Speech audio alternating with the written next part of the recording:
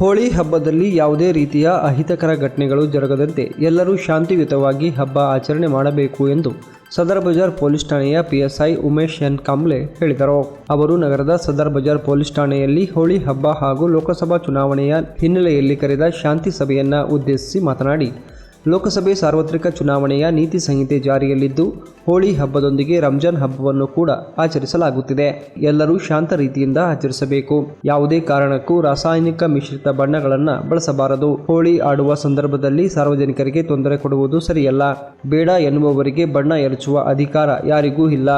ಅಂತಹ ಘಟನೆಗಳು ಕಂಡುಬಂದಲ್ಲಿ ಕಾನೂನು ಪ್ರಕಾರ ಕ್ರಮ ಕೈಗೊಳ್ಳಲಾಗುವುದು.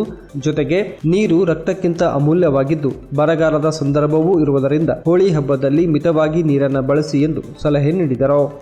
ಆಮೇಲೆ ಬೇರೆ ಅನ್ಯ ಕೋಮದ ಜನರಿಗೆ ಎರಚೋದಾಗ್ಲಿ ಇದು ಮಾಡೋದಾಗ್ಲಿ ಮಾಡ್ಬೋದು. ಅವ್ರಾಗ ಅವರು ಬಂದು ನಿಮ್ ಜೊತೆ ಆಡಿದ್ರೆ ಅವ್ರ ಜೊತೆ ಆಡ್ಬೋದು. ಅದು ಬಿಟ್ಟು ಬೇರೆ ಯಾವುದೇ ಇದನ್ನ ಮಾಡ್ಲಿಕ್ಕೆ ಹೋಗಬಾರ್ದು. ಆಮೇಲೆ ಕೆಮಿಕಲ್ ಅನ್ನ ಬಳಸ್ಲಿಕ್ಕೆ ಹೋಗಬಾರ್ದು. ಬಹಳ ಬಿಸಿಲಿದೆ, ಕೆಮಿಕಲ್ ಮಿಶ್ರಿತ ಬಣ್ಣಗಳನ್ನ ಯೂಸ್ ಮಾಡ್ಲಿಕ್ಕೆ ಹೋಗ್ಬಿಡ್ರಿ. ಈಗಾಗಲೇ ನಮ್ಮ ಪತಂಗಿ ಸರ್ ಹೇಳ್ದಂಗೆನೆ ನ್ಯಾಚುರಲ್ ಏನು ಬಣ್ಣ ಇದಾವೆ ಅವಷ್ಟನ್ನೇ ಅದಷ್ಟೇ ಬಳಸ್ಬೇಕು. ಇಲ್ಲಿ ನಡೆಯೋದಿಲ್ಲ, ಯಾಕಂದ್ರೆ ಜಿಲ್ಲಾಧಿಕಾರಿಗಳು ಇಟ್ಟಿದ್ದಾರೆ. ಇಲ್ಲಿ ಯಾವುದೇ ಕಾರಣಕ್ಕೂ ಕರಪ್ಷನ್ಸ್ಗೆ ನಮ್ಮ ನಗರಸಭೆಯಲ್ಲಿ ಅವಕಾಶ ಇಲ್ಲ. ಹಂಗಾಗಿ ನೀವೆಲ್ಲ ಸಹಕಾರ ಮಾಡಬೇಕು. ರಾತ್ರಿ ಹೊತ್ತು ಎಲ್ಲಂದ್ರೆ ಅಲ್ಲಿ ಕಸ ಎಸೆಯೋದನ್ನ ದಯವಿಟ್ಟು ಬಿಡಿ. ಇದು ಕೋಟೆ ಇದೆ, ಸುಮಾರು ವರ್ಷಗಳ ಹಳೆ ಕೋಟೆ ಇದೆ, ಅದನ್ನ ಸಂರಕ್ಷಿಸಂತ ಕೆಲಸ ಮಾಡೋಣ. ಅಲ್ಲೆಲ್ಲ ನಾಲೆ ಕಸ ಎಸಿತಾರೆ ನೋಡ್ತಾ ಎಲ್ಲ ತೆಗಿಸ್ತಾ ಇದೀವಿ. ಈಗಾಗಲೇ ನಾವನ್ನ ಮತ್ತೆ ಗಿಡ ಹಾಕೋ ಕಾರ್ಯಕ್ರಮನ ಮಾಡ್ತಾ ಇದೀವಿ.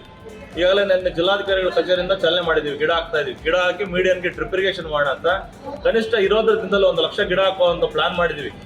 ಇದೇ ವೇಳೆ ನಗರಸಭೆ ಪೌರಾಯುಕ್ತ ಜಿಎನ್ ಚಲಪತಿಯವರು ನೀರಿನ ಸದ್ಬಳಕೆ ಮತ್ತು ಬೇಸಿಗೆಯ ಕಾಲದಲ್ಲಿ ನೀರಿನ ಪ್ರಮಾಣದಲ್ಲಿ ಆಗಿರುವ ಕಡಿತ ಹಾಗೂ ನೀರು ಸರಬರಾಜಿನ ಕುರಿತು ಮಾಹಿತಿ ನೀಡಿ ಮಿತವಾಗಿ ನೀರು ಬಳಕೆ ಮಾಡುವಂತೆ ಮನವಿ ಮಾಡಿದರು.